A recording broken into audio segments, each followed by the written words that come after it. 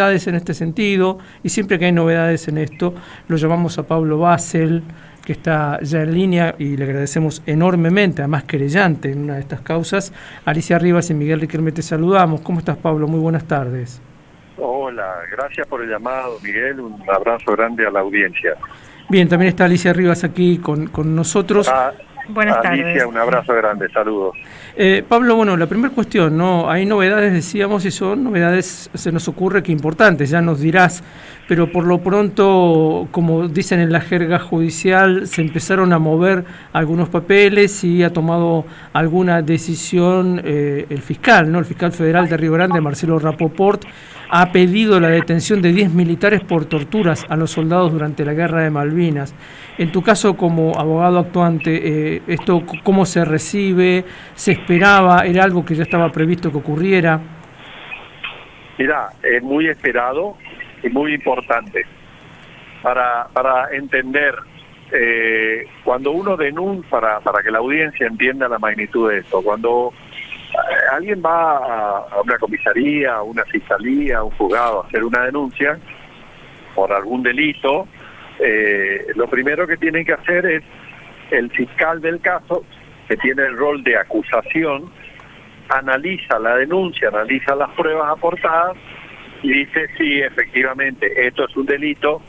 En consecuencia, le voy a pedir al juez que llame a declarar al acusado, que llame a declarar en un procedimiento que se llama declaración indagatoria. La declaración indagatoria es un acto de defensa, porque todos los acusados son llamados a presentar las pruebas y hacer el descargo de su defensa. Cuando el delito que analiza el fiscal es muy grave, lo que el fiscal dice, además de que se cite, que se lo detenga inmediatamente, ¿no? Porque existe riesgo en la fuga, porque es necesario por la gravedad de la acusación, etcétera. ¿Qué es lo que pasó en este caso? Estos son hechos que fueron denunciados en distintos momentos.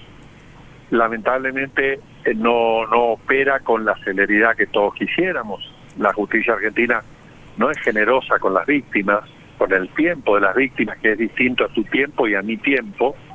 Las víctimas necesitan lo antes posible que el Poder Judicial hable, opine y juzgue. Estos hechos fueron denunciados a partir del año 2007, que yo me presenté con Orlando Pascua y otros combatientes correntinos a denunciar estos hechos. 23 casos originales, hoy hay más de 250 casos, y lo que va haciendo el fiscal y la Procuraduría de Crímenes de Lesa Humanidad es va tomando la denuncia unidad por unidad. ¿Y por qué?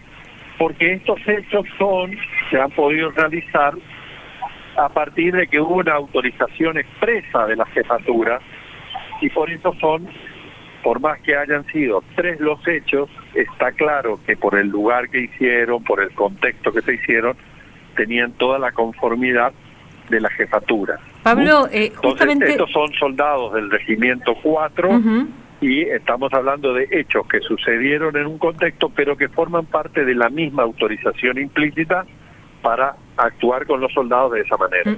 Justamente para entender quiénes son los que tienen ahora la orden de detención, quiénes son estos ex militares y qué rol cumplían en esos años. Yo creo que fueron crímenes de lesa humanidad. En consecuencia, en ese caso opera toda la estructura de comando. Eso quiere decir que son hechos que no hubieran podido producirse si no tuvieran el asentimiento, si no tuvieran la protección y la autorización de la jefatura. En consecuencia, por más que el que haya enterrado hasta el cuello a un soldado o el que haya atado semidesnudo a otro, también responden sus superiores. Entonces, en estos 10 nombres está el jefe de la unidad y las distintas jefaturas hasta llegar al modesto cabo que cumplió la orden de atar o enterrar al soldado o sumergirlo en agua helada, ¿no?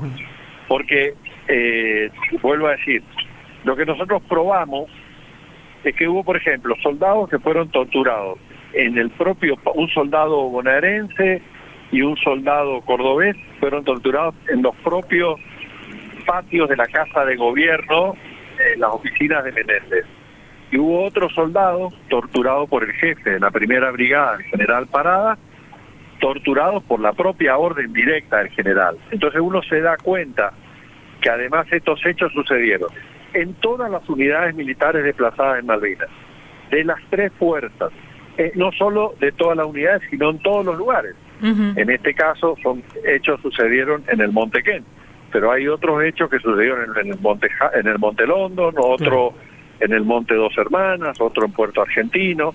Entonces está claro, cuando hay una proliferación tan grande de casos, que fue una orden impartida de actuar de esa manera. Todos sabemos que las Fuerzas Armadas es una estructura muy vertical, que nadie hace nada si no tiene la autorización de su jefatura superior. Entonces, cuando uno tiene más de 250 casos, está claro que los hechos fueron ordenados por esa superioridad, por esa conducción. Y lo que está claro, eso lo dice el dictamen del fiscal, es que la orden de tortura era como una manera de disciplinamiento de la tropa que tenía un grado de desesperación frente al hambre tremenda y frente a los malos tratos que habitualmente estaban acostumbrados a dar los cuadros al resto de los argentinos en el continente. O sea, no fue a Malvinas el generalato de San Martín o los coroneles de Belgrano o los sargentos de Güemes. Fueron de los que salían de los campos de concentración de la dictadura, que estaban acostumbrados a tratar a los argentinos de una manera que nada tiene que ver con el código de ética sanmartiniano del Ejército de los Andes. Entonces, por eso es que son crímenes de lesa humanidad, por lo sistemático, por lo colectivo, por lo en todas las unidades, todos los grados tienen un caso. O sea, no todos los sargentos han torturado, no, eso sería una mentira. Pero si usted quiere un nombre de un sargento, yo le puedo decir.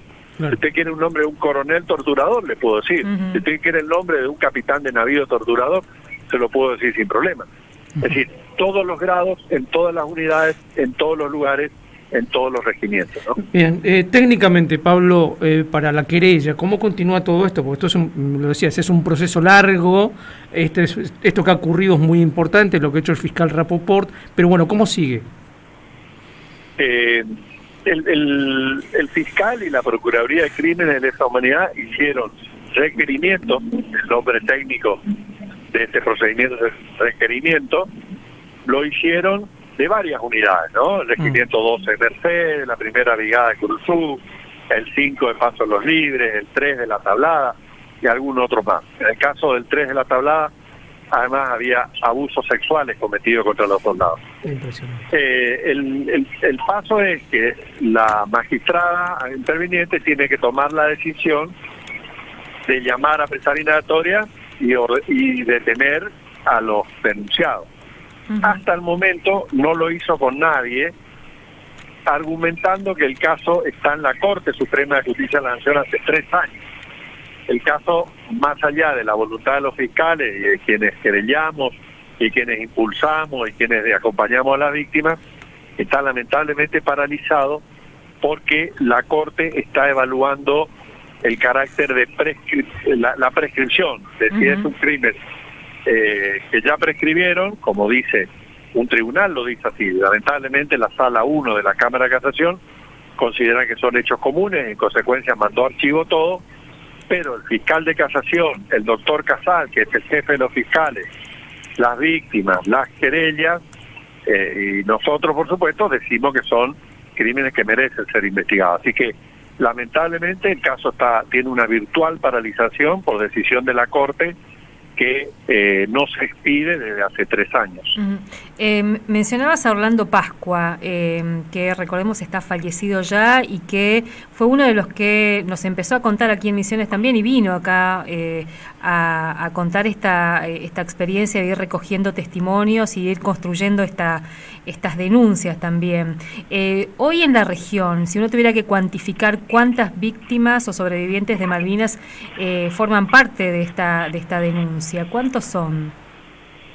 Mira, sería absolutamente aventurado pero es fácilmente explicar. Cuando terminó la guerra, nosotros logramos que se desclasifique el informe Rattenbach en esta causa, ¿no? Eso lo logramos en el 2012. En el 2015 logramos la desclasificación de toda la documentación secreta de Malvinas.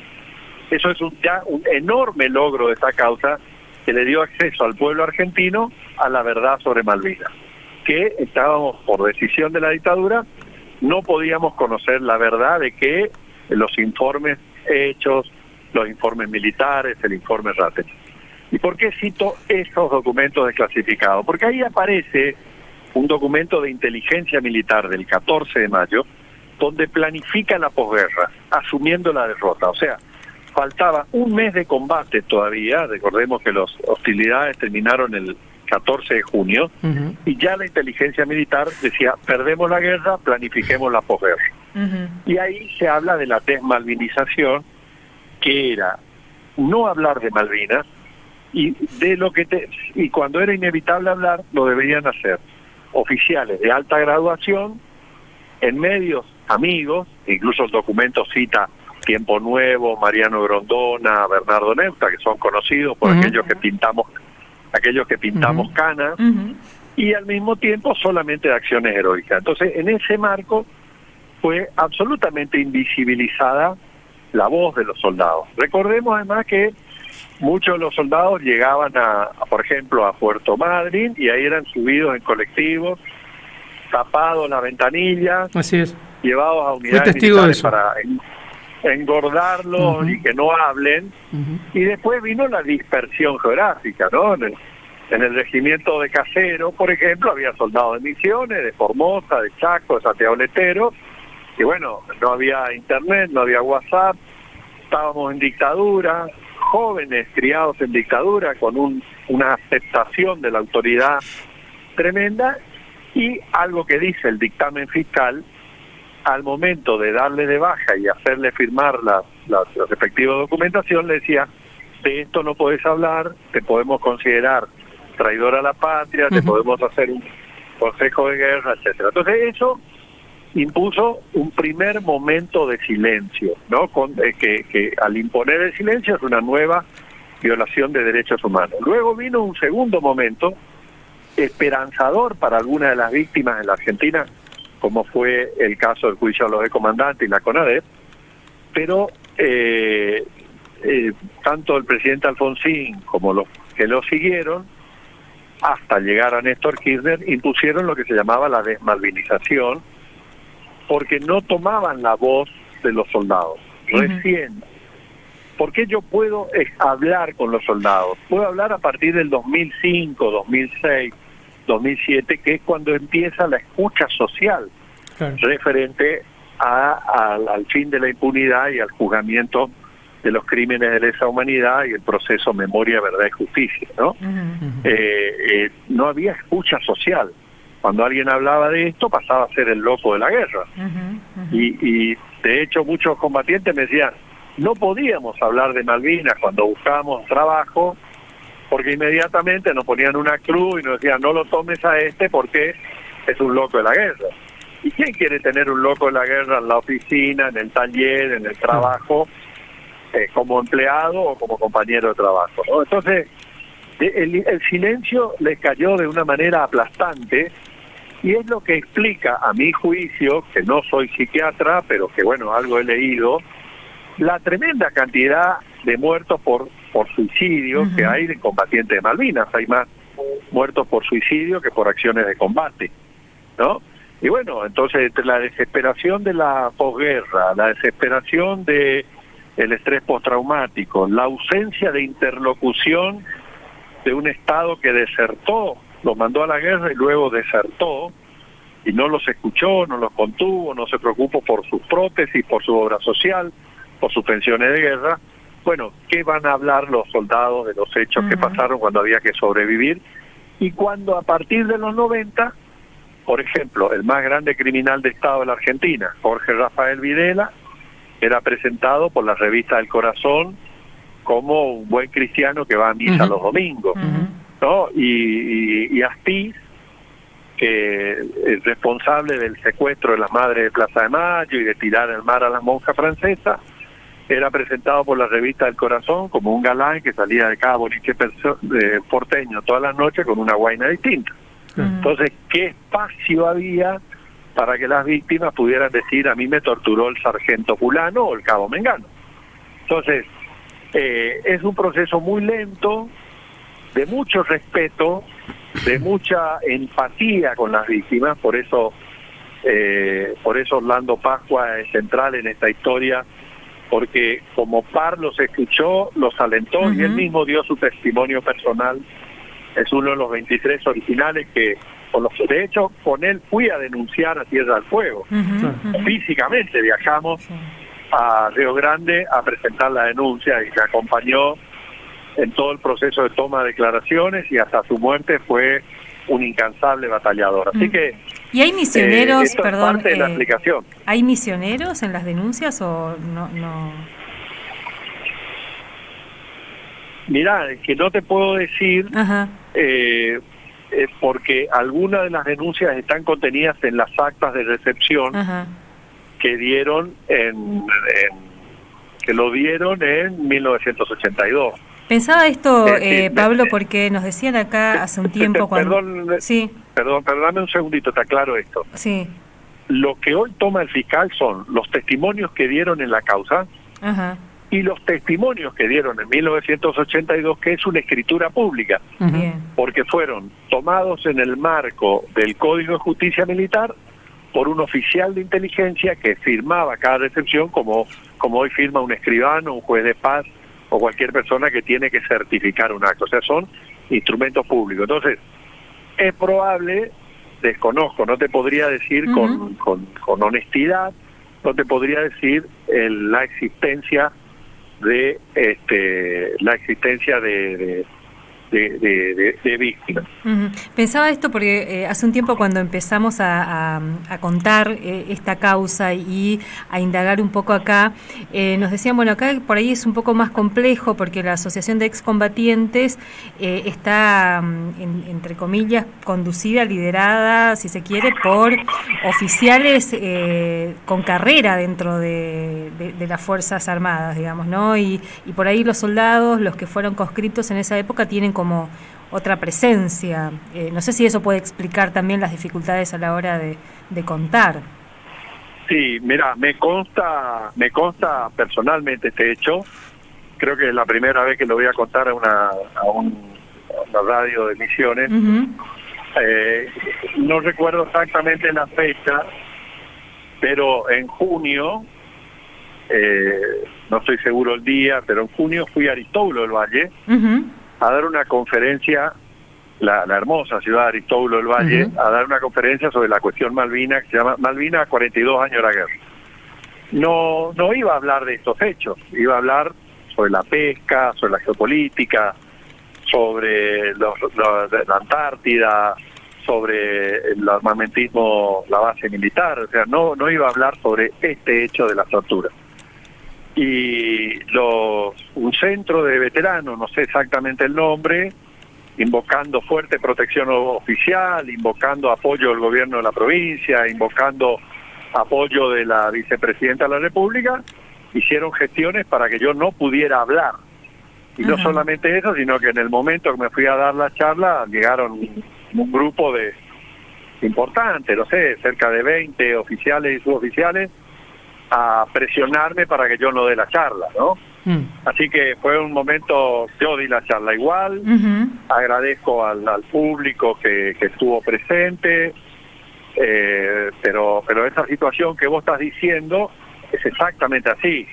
Es una institución con muchos cuadros, con pocos soldados, y los cuadros, salvo excepciones, en esta causa han declarado como testigos denunciando hechos que les constaba, hechos de tortura, algunos suboficiales. Al menos me consta que 3 suboficiales declararon en la causa, con testimonios muy importantes y muy contundentes, declararon en la causa dando fe de la existencia de soldados torturados, ¿no? O sea, no es una causa que, al menos yo nunca lo tomé así, soldados contra oficiales o contra suboficiales. Claro. Es una causa dirigida por soldados víctimas de tortura contra torturadores. Sí. Algunos de ellos oficiales, otros suboficiales. Pero no contra todos los oficiales ni contra todos los suboficiales. Pero hay un espíritu en bloque, que corporativo, que les hace creer que denunciar estos hechos de tortura hace que la causa Malvinas sea menos importante o menos trascendente, o que quejarse de estos hechos son hechos de, perdón los términos groseros y vulgares, pero es cosa de maricón, de puto, de homosexual, de cobarde, de cagón, como dicen en la jerga, así que hay que aguantarse como bien macho argentino, o sea, lleno de expresiones machirulas, homofóbicas y racistas, en definitiva, muchas de ellas. Así que esto es una realidad, eso hace que algunas víctimas incluso prefieran callar. Conozco muchas víctimas que en este tiempo, en estos ya 19 años que vengo impulsando esta causa, han hablado con honestidad conmigo y me han dicho, mirá, a mí me pasó esto, pero no lo voy a hablar porque quiero evitar problemas y que me quiten la pensión. No tiene nada que ver, pero a algunos le hicieron creer eso. Otros dicen, no voy a hablar porque quiero tranquilidad. Yo creo que es falso el argumento, pero lo respeto. Otros dijeron, yo no puedo hablar porque fui un caso de un soldado que fue abusado sexualmente por su jefe. Dije, no voy a hablar porque estoy casado, tengo hijos y no quiero decirlo. También, por supuesto, respeto absolutamente la posición de cada víctima, pero bueno, es parte de la complejidad de este caso. Y parte de la complejidad, además, se suma un Estado que violó los derechos humanos en 1982 en la guerra, violó en un segundo momento cuando ocultó deliberadamente estos hechos, mandando archivo todas las denuncias que incluso, agrego, oficiales con un gran profesionalismo y con conducta sanmartiniana, en 1982 denunciaron a camaradas suyos, por lo que ellos consideraban maltrato a la tropa, ¿no? El maltrato eran las torturas. Entonces, y un tercer momento, que es el momento actual, en que el Estado argentino está violando los derechos humanos de las víctimas cuando no investiga. La Corte está siendo responsable de esto porque hace 3 años tiene el caso y no se expide. Y quiero agregar algo más. Hay algunos hechos en que la Corte se expidió, no como con argumentos de fondo, sino con argumentos procesales de 3 renglones, literalmente de 3 renglones, que están en sede de la Comisión Interamericana de Derechos Humanos. O sea que las víctimas, lo que nosotros llamamos los héroes de la patria, no encuentran justicia en su propia patria y están reclamando justicia en Washington, donde está la sede de la Comisión Interamericana, porque en su propia patria, donde teóricamente son héroes, los jueces le han negado el derecho a la verdad, le han negado el derecho a la justicia. Y hoy, por más que el fiscal haya tenido un paso procesal extraordinario, no deja a mí de llamarme la atención la lentitud con que lo hacen. Claro. Recién lo han hecho, creo que de 6 o 7 unidades militares, cuando son todas las unidades militares en Malvinas que tienen casos de tortura, ¿no? Tal cual. Bueno, Pablo, no te quitamos más tiempo. Seguramente vamos a volver a hablar de este tema. Lo hemos hecho desde hace mucho tiempo y lo continuaremos haciendo. Te mandamos un abrazo enorme. No, yo les agradezco mucho el interés de ustedes siempre. Los agradezco a los dos porque me consta la seriedad y el profesionalismo con que siempre han tratado este tema y la preocupación por las víctimas. Así que el agradecido soy yo y a disposición. Muchas gracias. Charlábamos con Pablo Basel, abogado especialista en derechos humanos, y como él mismo lo decía, 19 años hace que está impulsando esta causa en los propios tribunales pertinentes, además, pues son los tribunales de Tierra del Fuego, que es el distrito que abarca, al menos todavía, porque hay un comunicado de Cancillería de hoy donde se mencionan las Malvinas como Falklands. O sea, por ahora, oficialmente, en la documentación de nuestro país, las Islas Malvinas dependen de Tierra del Fuego. Entonces era en ese tribunal federal donde había que ir a instalar la querella, que de hecho eso es lo que ocurrió. Y la novedad era que el fiscal federal de Río Grande, Marcelo Rapoport, imputó a personal jerárquico de las Fuerzas Armadas, 10 en total, por tormentos, imposición de tormentos, en este caso son 3 estaqueamientos a 3 soldados,